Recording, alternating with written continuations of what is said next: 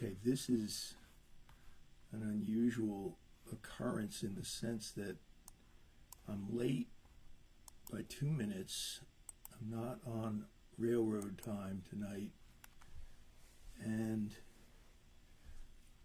I'm caught in the betwixt and the between. I just thought I would start, even though I'm not ready, so that if any of you were checking in and confused as to where I was, that would alleviate, so to speak, I like that word, the confusion.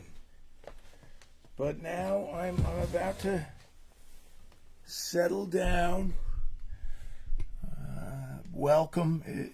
I hope you're having a good night and a start to what's going to be a good weekend.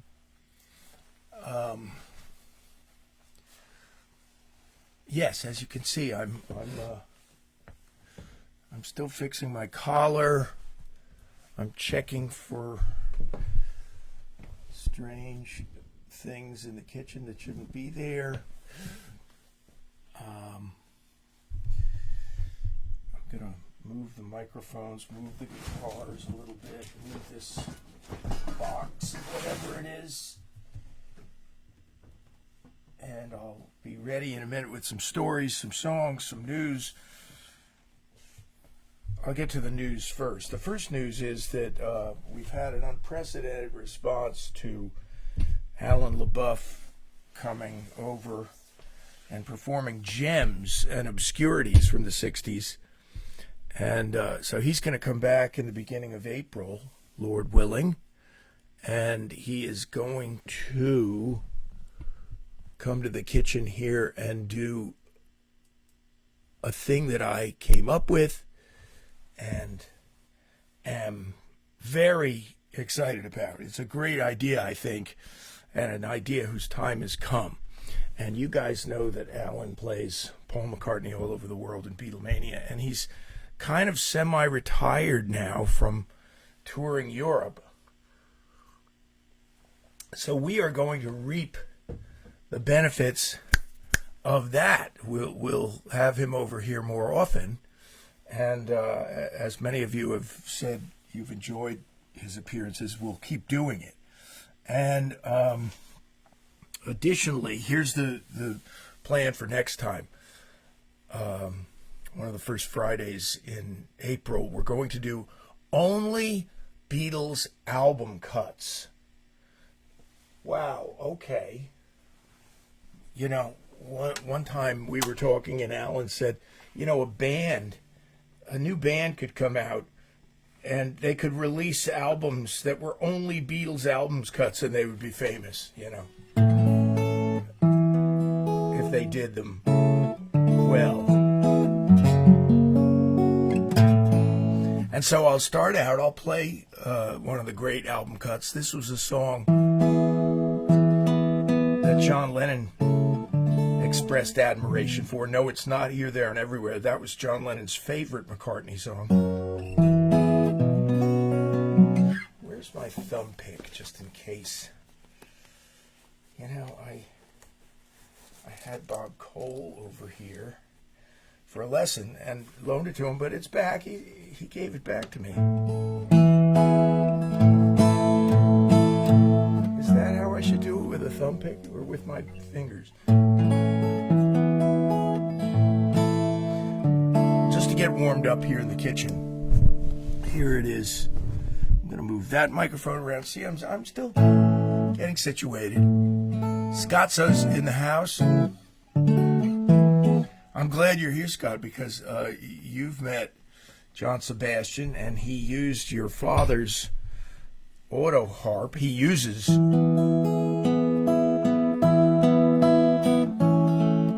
dad's Orthey auto harp and is a big fan of them. And I'm going to do, right after this song, I'm going to do an obscurity. Hi, Alan. I was just talking about you. Your ears were burning. Thank you for interrupting your viewing of a South Korean historical tragedy to join this. A Eastern Bucks County tragedy. Al, I apologize in advance. I haven't figured out and incorporated the exact right notes to the horn solo, but we'll work on that before you and I get together to do the Beatles album cuts. It goes like this. Your day breaks, your mind aches. You find that all the words of kindness linger on. No, she no longer needs you.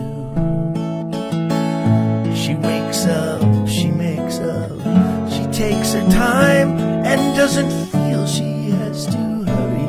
She no longer needs you.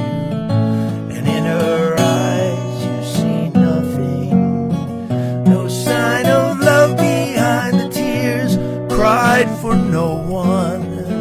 A love that should have lasted years.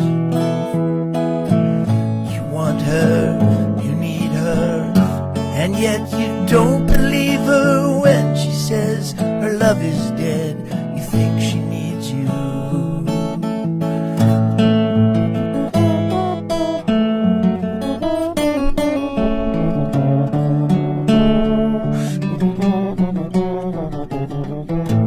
In her eyes you see nothing, sign of love behind the tears cried for no one. A love that should have lasted years. You stay home, she goes out.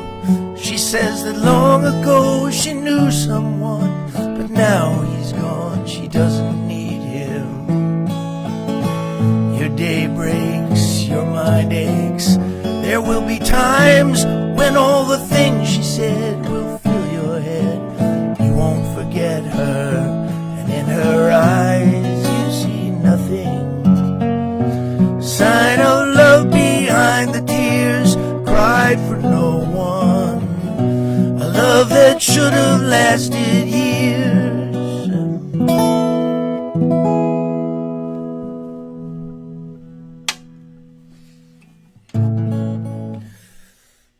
Danny Korchmar, known as Danny Cooch, who started out, well, he started out with James Taylor. That was his first significant thing. The Flying Machine was the house band at the Cafe Wha in New York City. Or was it the Night Owl? I think it was the Cafe Wha, because John Sebastian recently said that prior to them being the house band, that was James Taylor and Danny Korchmar's band, with a guy named Joel Bishop O'Brien on drums. And who was the bass player? I forget. It certainly wasn't Lee Sklar, who came along later. Oh, it might be Charlie Larkey was the bass player. Yeah, of that aggregation. And but prior to that, the house band at the Cafe Wha had been the Lovin' Spoonful. So what does it mean to be the house band? That means that when somebody came and got up, like Dylan, and yes, Dylan played there, I'm not exaggerating, when somebody came and they said, hey, yeah, play along with my new song. It's a 1-4-5 progression. You guys can work it out on the spot, I'm sure. So many amazing musical nights happen. Alan and I got together this week and we were talking about, that golden era. Danny Korchmar, and this is why I brought up his name. He said when he moved to Laurel Canyon in L.A., which is where Carole King transplanted herself from New York City, and she was in the mix in New York, and she, of course, was friends with James Taylor after Charlie Larkey and her husband-to-be, Charlie Larkey and Rick Philp, introduced her right there at the Night Owl or the Cafe Wha. And Danny Korchmar said in those days, in the 1970s, you could throw a stone and hit a genius anywhere in Laurel Canyon. So the legacy of John Sebastian is a big one, and he had a birthday last week. He turned 79. Scott, if you have any John Sebastian anecdotes that are short and you want to throw them down in the chat room, please do. I assume you've met him. He's been to your father's farm. And if you listen carefully to those Love and Spoonful records, and they were hit makers, they just kept making hits, and you'll hear John Sebastian playing the auto harp on some of them. He plays the auto harp on Younger Girl. She's one of those girls who seems to come in the spring. You'll hear it bling, and it was an early crappy auto harp. I'm sure it was like an Oscar Schmidt or something. Also, John Sebastian was one of the very first responders early on in the 60s to use a Les Paul. And he used a Les Paul Gold Top, and then he used a Sunburst. And I have to tell this story before I do this rare gem of a John Sebastian solo song. And this rare gem is called She's a Lady. And Steve Philp taught it to me. He was the first one I ever saw and heard play it, but Alan LaBeouf has been playing it for years, but we're going to resurrect it tonight, and it's rarely been heard. I don't hear people playing it anymore. Heidi's here. Good to see you, Heidi. I'm talking about John Sebastian and his great song, She's a Lady. Jamie's here. Yeah. You asked what kind of beer he liked. Yes, you were probably serving these people at your dad's farm when John Sebastian was playing there.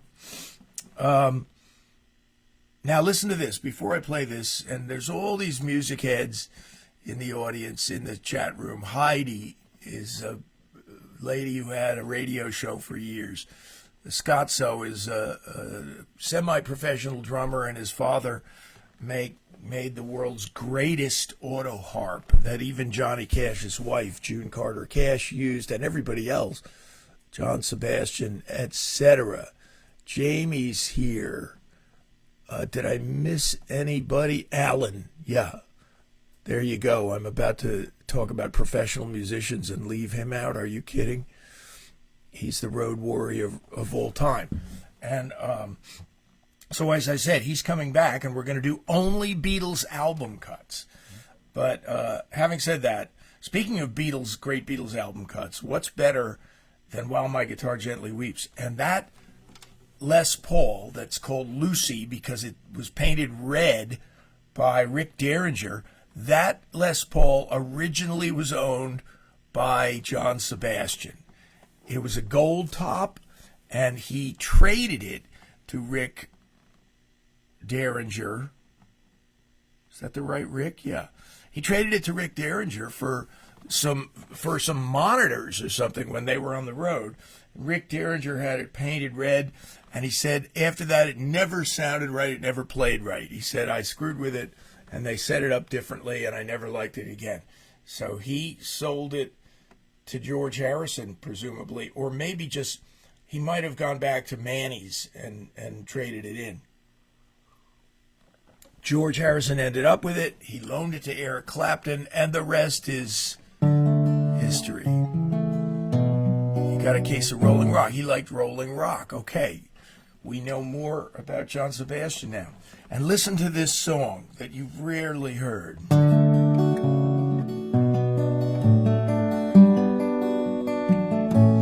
She's a lady, and I chanced to meet her in my scuffling days. She's a lady, hypnotized me there that day. I came to play in my usual way, rolling along with a mystical twinkling in her strange green eyes. Linger with me, she said yes, and oh, the time did fly.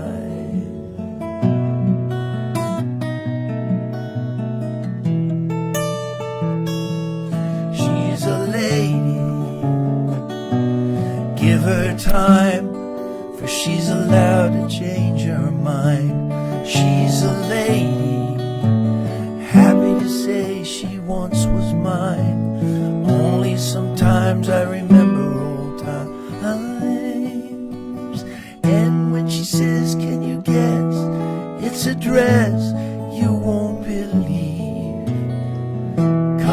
zip me up and button up my sleeve. Oh, lady, lady of ladies, I remember days it felt like it was raining daisies.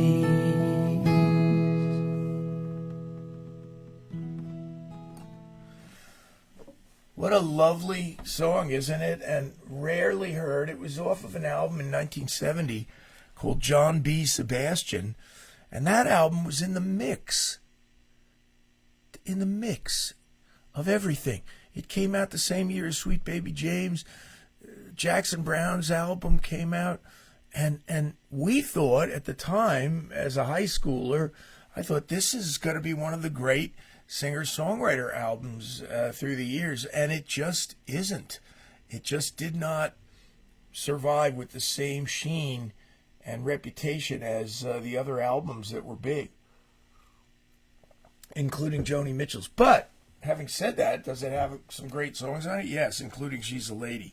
But then the rest of the songs, a lot of them are not that memorable. It was a little country tinged. I don't know if you can blame its lack of staying power on that or not. I don't know. Oh, this is really a mess. I've never seen a guitar strap that was. I don't even know how this happened. Did you ever have a cord? You professional musicians, you take a cord out of your road case, and the cord is so screwed up, you're like, it's almost as if a gremlin got in there.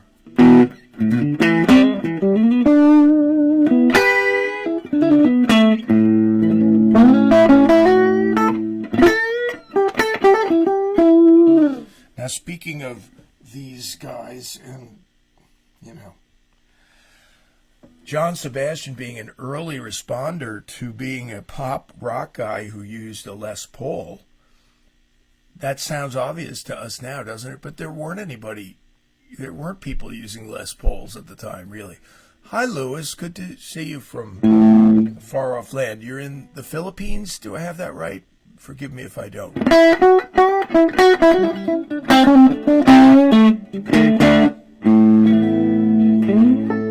But who was the guy who started the revolution of Stratocaster use? So that, okay, yeah, I'll buy that. Good to have you again. We were just talking about Alan. He's in the chat room tonight, too. He'll be back here at the beginning of April, one of the first Fridays, and we'll do only Beatles album cuts. So there's so many things we said today. I'll Cry Instead. On and on and on. What's one of the greatest ones? No Reply. Oh my gosh, one of the greatest Beatles records of all time.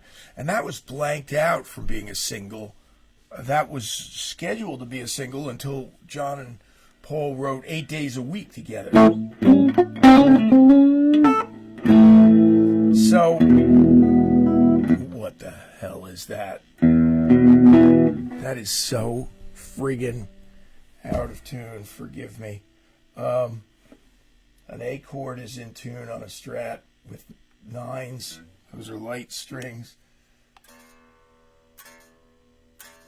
And suddenly an A chord is perfectly in tune and an E chord is way out. What's that all about? Well, Eric Clapton was in England. Buddy Guy had come over to do some gigs.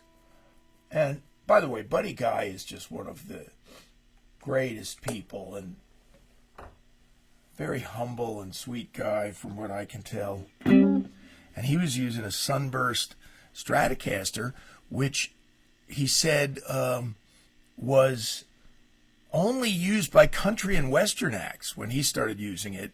And he said, no, you can crank this thing up and play blues on it. So Eric Clapton famously came to see him play. And then when Eric Clapton was on tour, do you remember what happened? He was on tour with Cream. He went to a store in Nashville and bought 5 Stratocasters. And you could pick them up, he said, for nothing in those days. Nobody wanted them. So Clapton made a Frankenstein out of 3 of them. So there's a parts caster that was the guitar called Brownie. And that's probably sold for $1 million, I think, in recent years, because it was on Layla. And he bought that, and then he gave one of the Strats to George Harrison, and he gave one to Stevie Winwood. So he was generous with his bounty. And I'm going to do an old blues that's rarely heard, and Louis, you should be interested in this. And Tom Swales is in the house from the Midwest out there. Tom used to live in Germany, if I got that right. Tom, I'm going to tell at least one story about high school tonight. Watchung Hills Regional High School. Well, Louis went to Watchung Hills Regional. Alan went to Watchung Hills Regional. We've got some alumni. This song inspired both a novel and a subsequent movie. And it's a great blues by Jimmy Reed.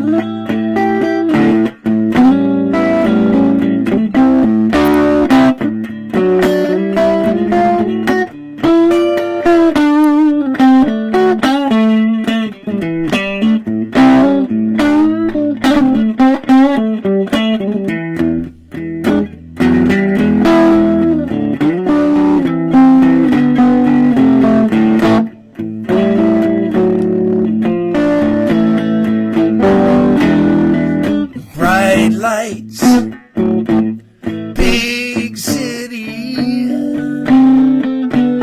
went to my baby's head. Bright lights, big city, baby, went to my baby's head. I tried to tell the woman, but she don't believe a word I said.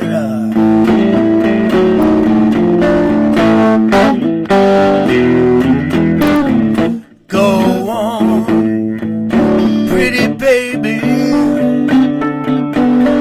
you're gonna need my help someday.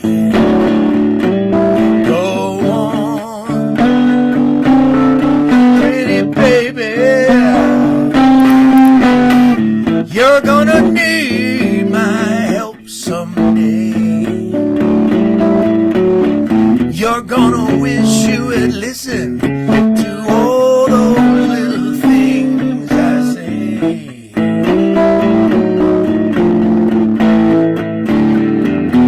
Here's how Buddy Guy might play it.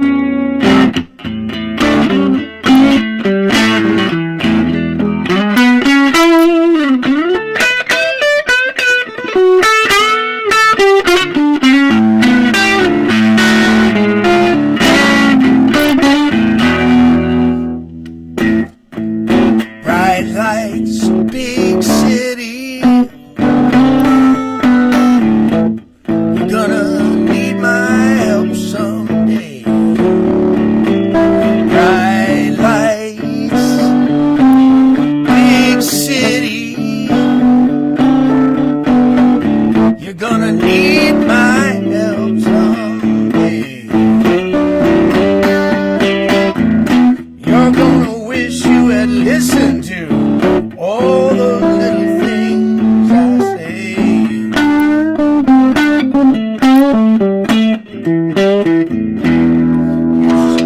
Sound there and clap.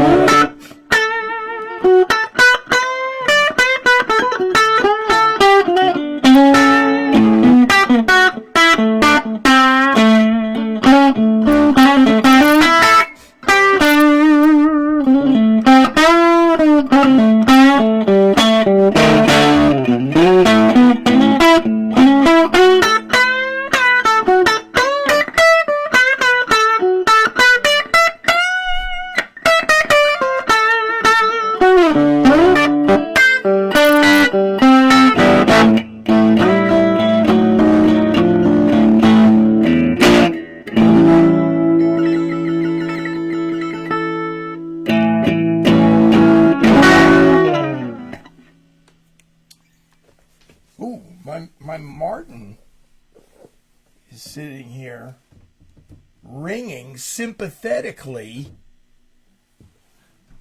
with my electric guitar.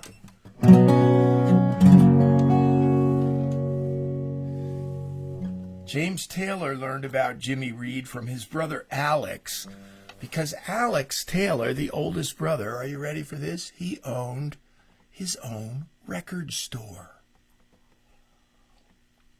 So all the Taylor's siblings would just go in and cherry pick these records, bring them home, listen to them. Hi, George Eckelman's here. Good to see you, George.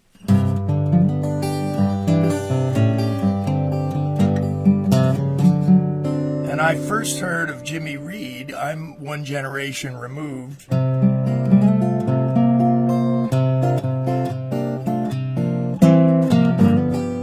I first have heard of him from James Taylor doing an acoustic version of one of Jimmy Reed's greatest songs. So we're doing a mini tribute to Jimmy Reed here tonight. I've been to the east, I've been to the west, I've been north, I've been south, but I ain't gonna rest till I get to New York.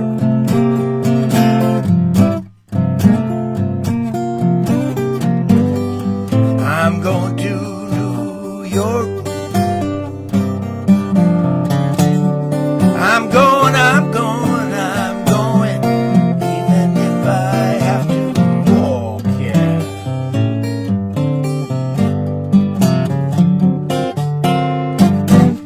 I've been here and I've sure enough been bound there. It seems like I've been most everywhere, but I'm going to New York.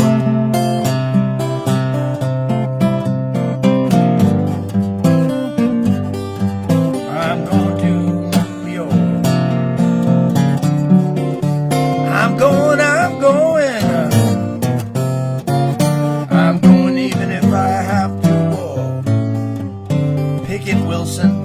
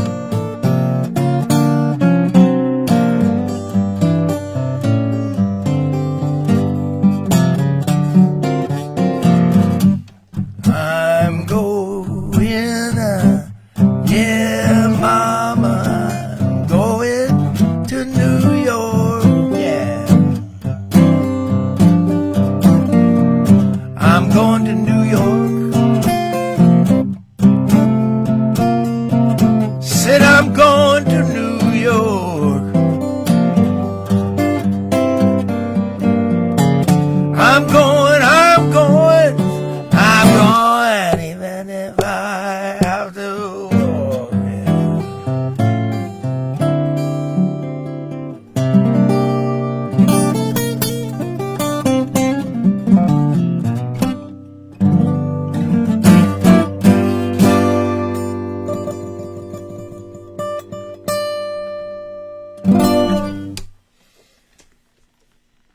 we got talking about, Alan and I, the great album cuts, obscurities, classics, and I don't know how we got into this, but we got into some of the tragedies that have happened in music, and one of those was the demise of the two principals of the group Badfinger, and both of them, Pete Ham, who was from Wales. Can you hear me? Am I too far off, Mike? Pete Ham and the other guy's name was Tom. I can't remember, but they wrote a song, and they both committed suicide, and it was a direct result, no exaggeration, it was a direct result of them being ripped off by their former manager.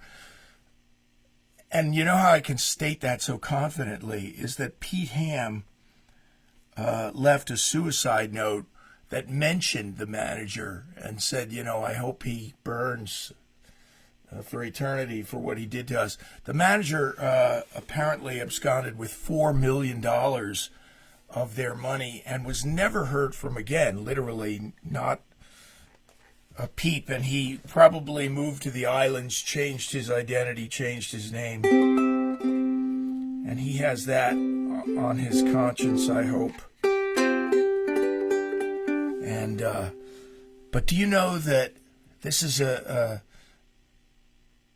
example of why you should never do that? Why you should never do that? Because things change, and those two guys wrote a song for Badfinger called "Without You."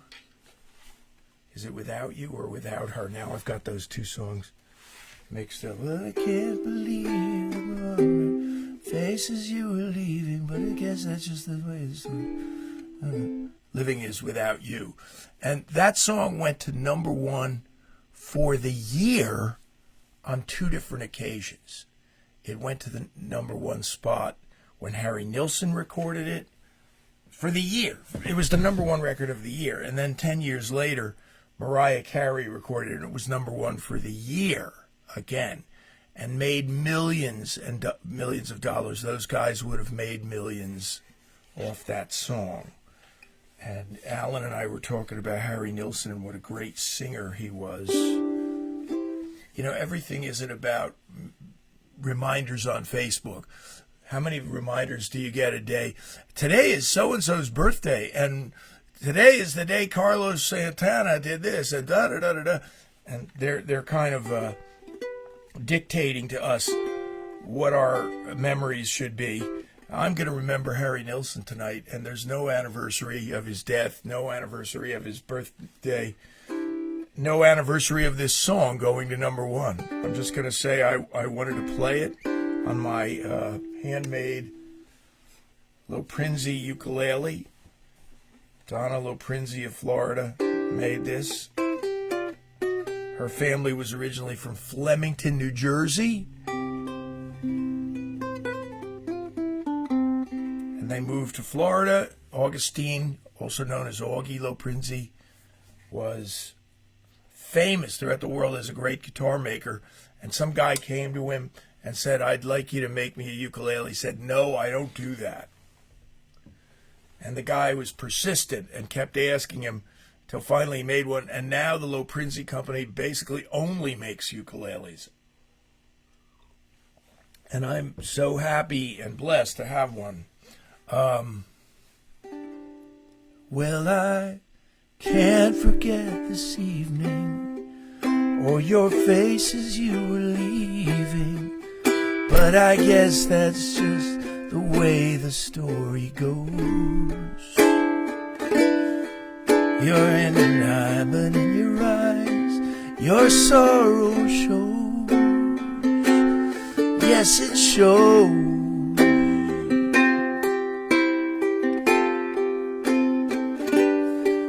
Well, I can't forget tomorrow, how I think of all the sorrow.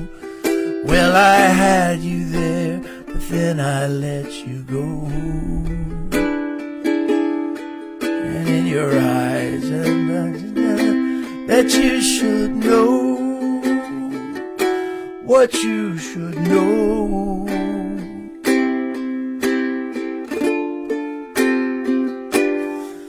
I can't live if living is without you. I can't live, I can't give anymore. I can't live if living is without you. I can't give, I can't give anymore.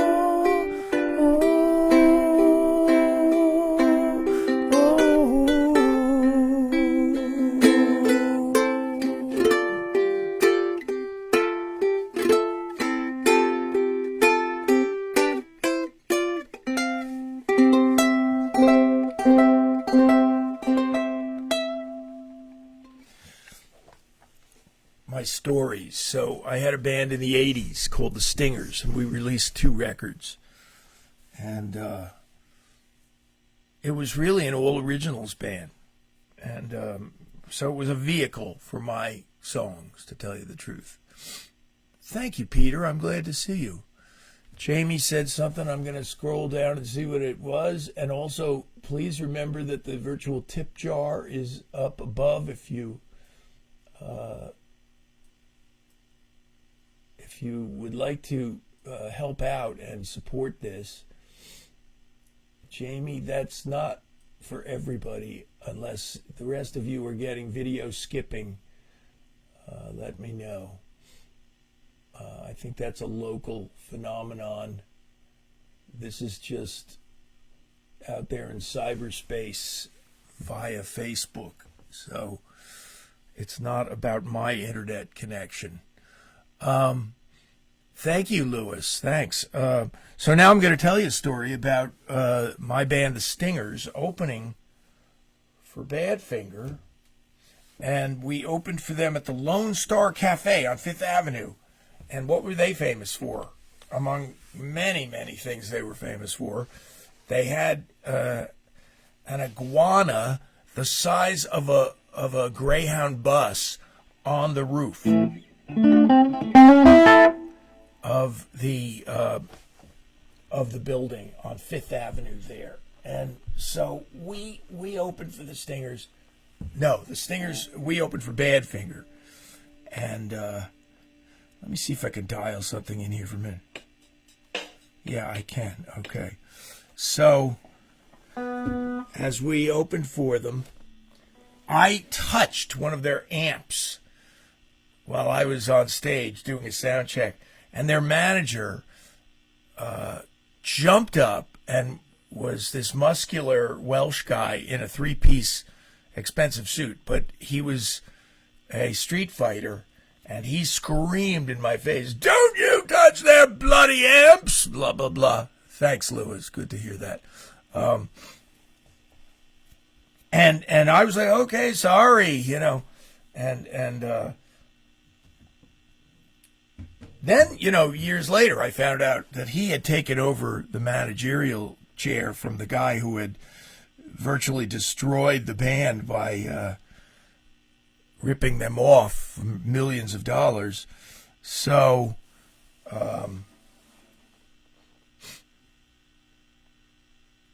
we had a great night.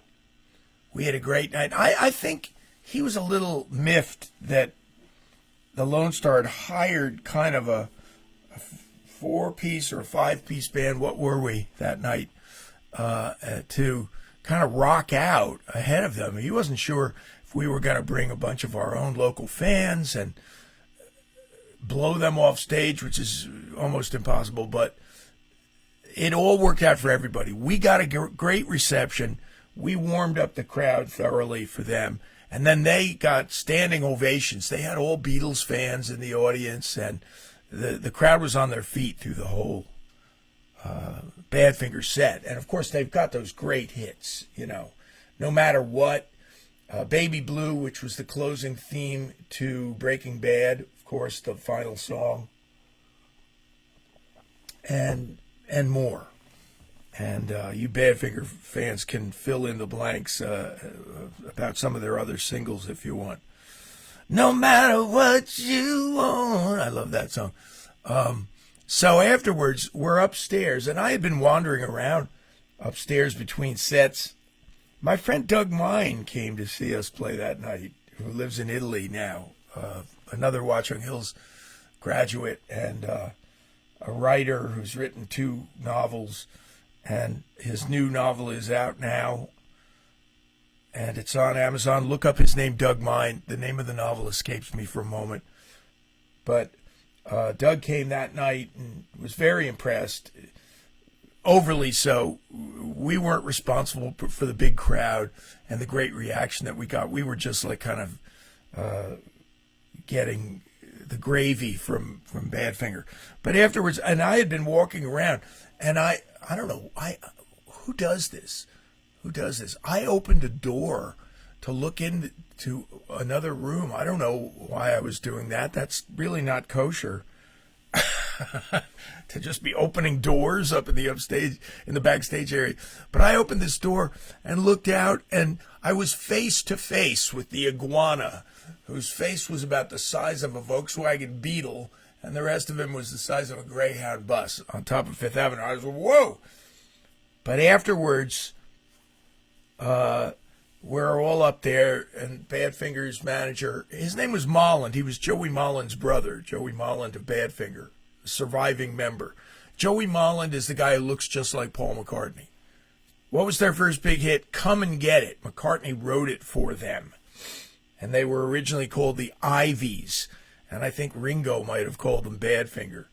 However, in any event, Joey Molland's brother, afterwards, they have a garbage can full of beers and ice, and I come over, and he goes, come here. And I'm like, well, let me buy you a beer. So he hands me a Guinness or whatever they were drinking, and it was his way of saying, sorry for getting in your face. And we had a great night. And the moral to this story, or the punchline, is that the Lone Star was blown away by us and them too. But I mean, they said, you guys were awesome. You're going to be opening for other people here. We're going to have you back. And we got paid. We got paid good money. You don't get paid to open for somebody in New York City or LA or Nashville. You're lucky if you get, gas money. But we got paid. And at the end, he's counting out the money. You guys are definitely going to come back. And we never got called again. Who knows? These are the strange ways of the entertainment business. This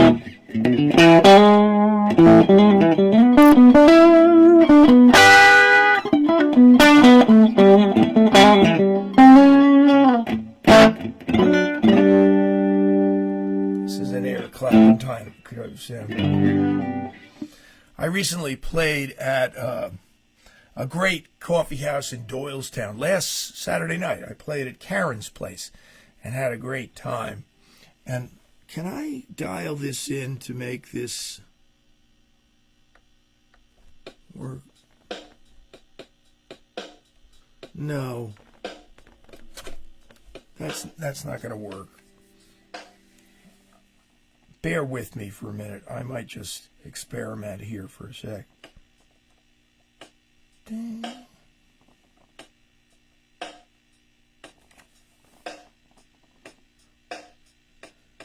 Yeah, this could work.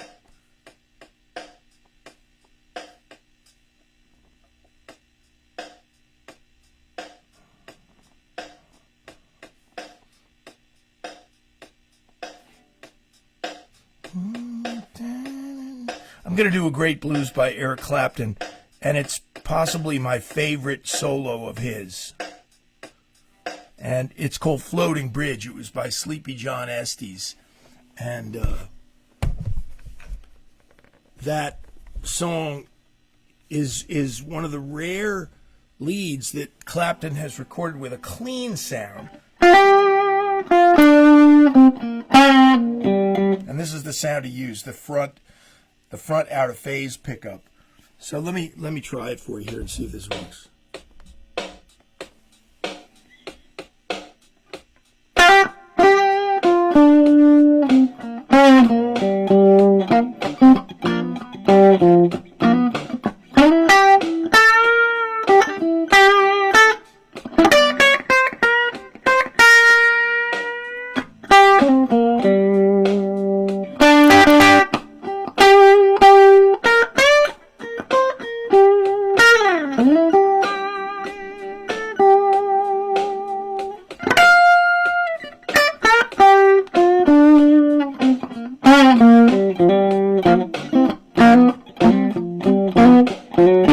Well, I never will forget that floating bridge. I never will forget that floating bridge. I never will forget that floating bridge. They tell me 5 minutes time underwater I was in.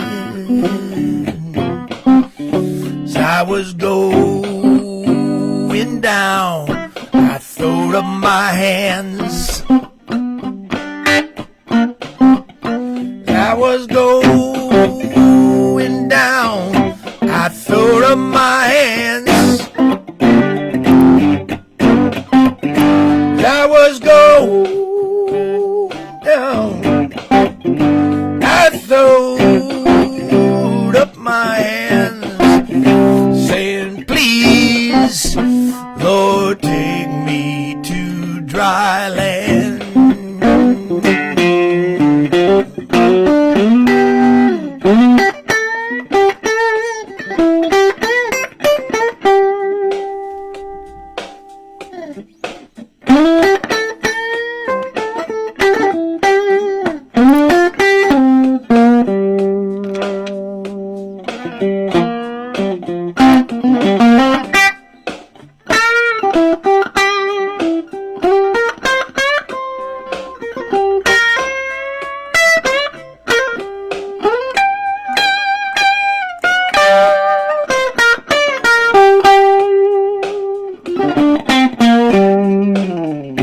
All the people on the bridge were screaming and crying.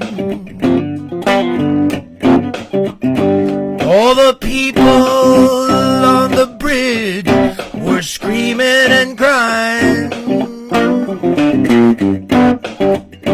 All the people on the bridge were screaming and crying, saying, please, Lord, have mercy when we whine. Yeah.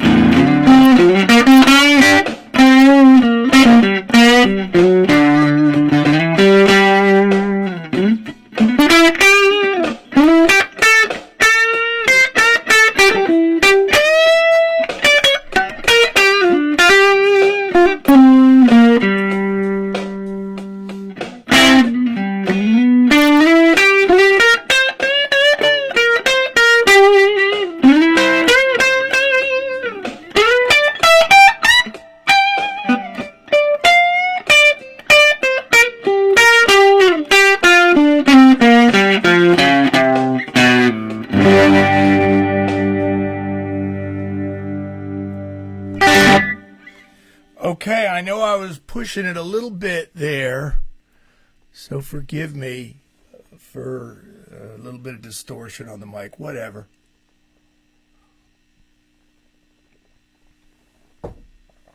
I have maybe one song left here, and I said I was going to tell a story about Watchung Hills High School, and so I will. In 1970, I was a junior at Watchung Hills High School in Central Jersey, and my English teacher was a guy named George Kimmel. And I liked him all right. He was pretty good. He was pretty engaging. By the way, the overlay of all of this is that I was a mediocre student at best. So it was rare for me to be interested in a class, but Kimmel's class I enjoyed. And so we were studying Shakespeare. I think it was Romeo and Juliet. And then additionally, that led to us studying West Side Story, which is, of course, about gangs. And George Kimmel shared with us that his brother had been killed in a gang incident and was a member of gangs. So he then said these fateful words, which made a cold chill go down my spine. And that was, he said, tomorrow in class, I want you to come in and tell your idea of morality and what's your basis for your morality. And I thought, oh, no. And why did I think that? I'll tell you why. First of all, I was completely not... Okay, bye, Pete. I was not into public speaking in those days. Trust me, when I was a junior. I had glasses, half-tone glasses, the most unhip you could have, and braces. And I was a Christian, too. So in 1970, it was just about the nadir, N-A-D-I-R, the low point of ever wanting to be identified as a Christian. It was the most unhip thing. People were into Eastern religions and love and peace and hippies and the Beatles. And we had a Bible club in Watchung Hills High School. I don't know, it was called the Good News Club or something. And it was 4 nerds. It was like the 4 nerdiest kids in the school. And one of those nerds, who was secretly a hipster, not a nerd at all, was my friend Tom Tribblehorn, who I sat next to in Kimmel's class. And we used to make lots of snarky comments. Tom lives in Florida now, and he's a PhD. He's written 2 or 3 books, and he works for a Messianic Jewish Christian ministry in Florida.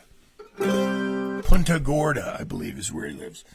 And so I had a sleepless night over this, friends, and I tossed and turned, and I was like, I can't go in there and tell people that I'm a Christian and that my morality is based on the teachings of Jesus and the 10 Commandments and the Bible. But I also thought, I can't back down from this. This is my calling. This is my opportunity to, be a public testimony and in front of my friends. By the way, I was just desperate for acceptance and a little bit of popularity, but it wasn't to be. I was too wrapped up in my own music. It wasn't anybody's fault, really, but I had 2 friends, Tony Peticchio and Steve Filth. And Steve came late in senior year. But in junior year, there I was. So I got up and blurted out the most inarticulate and dopey and short thing. I said, I believe in the morality that's taught in the Bible. Boom. And I sat down. And whatever, It didn't set the world on fire. Nobody was convicted. Then Tommy got up. Tommy Tribblehorn got up. And Tommy gave a beautiful Christian testimony, a clear testimony about Jesus and grace, and he used the opportunity brilliantly. And here's the punchline of this story. It doesn't matter what your beliefs are, whatever they are. You're welcome here and accepted here in my little corner of the world on Friday night. And stand up for what you believe in. Is the moral. It's not a preaching story. But I just want to tell you that after class was over, I think we were in the hall, and I said to Tommy,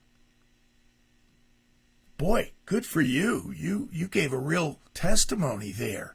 I admire your guts, you know. And you know what he answered me? Can you see the punchline coming? He looked at me and said, oh, I wasn't going to say anything until you said what you said.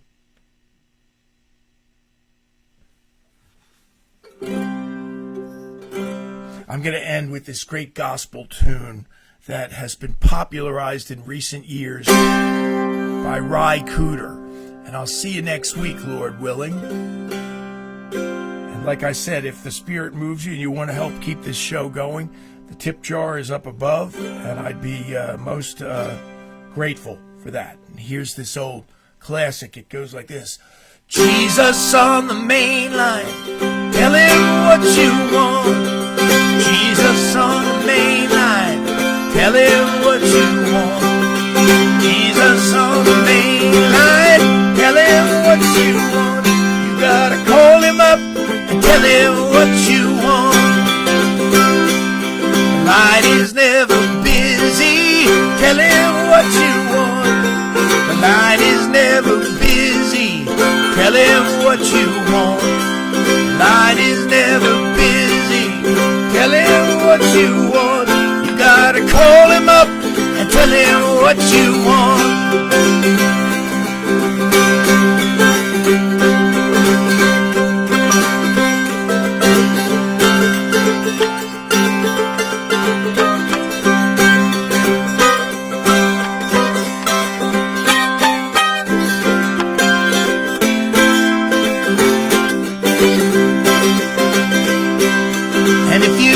Your soul converted, tell him what you want. If you want your soul converted, tell him what you want. If you want your soul converted, tell him what you want. You gotta call him up and tell him what you want. Jesus on the main line, tell him what you want. Jesus on the main line, tell him what you want. Jesus on the main line, tell him what you want. You gotta call him up and tell him what you want. You gotta call him up and tell him what you want.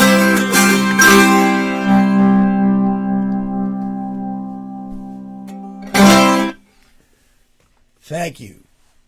God bless you. Have a great night and a great weekend.